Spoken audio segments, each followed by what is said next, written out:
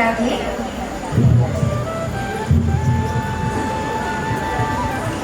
അഷ്ടമി രോഹിണി ദിവസമായ ഇന്ന് വീണ്ടും നമ്മുടെ ക്ഷേത്രത്തിൽ, അതായത് കണ്ണമംഗൽ ശ്രീകൃഷ്ണ സ്വാമി ക്ഷേത്രത്തിൽ തന്നെ എനിക്കൊരു ഭഗവത്ഗീത പ്രഭാഷണം വീണ്ടും ചെയ്യാൻ വേണ്ടിയിട്ട് അവസരം വന്ന ക്ഷേത്രോപദേശക സമിതി പ്രസിഡന്റ് വിനോദ് കുമാർ ചേട്ടൻ, സെക്രട്ടറി ശ്രീജിത്ത് ചേട്ടൻ, ക്ഷേത്രോപദേശക സമിതിയിലെ എല്ലാവരും ഇത് കേൾക്കാനായിട്ട്, അതായത് ഇവിടെ ഇരിക്കുന്ന ഭക്തജനങ്ങളും ഭഗവാനും രാധാറാണിക്കും എല്ലാവർക്കും ഞാൻ എൻ്റെ നന്ദി പറയുന്നു. ഇന്ന്, അതായത് ഇന്ന് ഭഗവാന്റെ ജന്മദിനമായിട്ട് നമ്മൾ ആഘോഷിക്കുകയാണ്. ഭഗവാന്റെ ബർത്ത്ഡേ ആണ്. നമുക്കെല്ലാവർക്കും അറിയാം, നമ്മളെല്ലാവരും, അതായത് കൂടുതൽ ആളുകളും നമ്മളുടെ ബർത്ത്ഡേ സെലിബ്രേറ്റ് ചെയ്യാറുണ്ട്.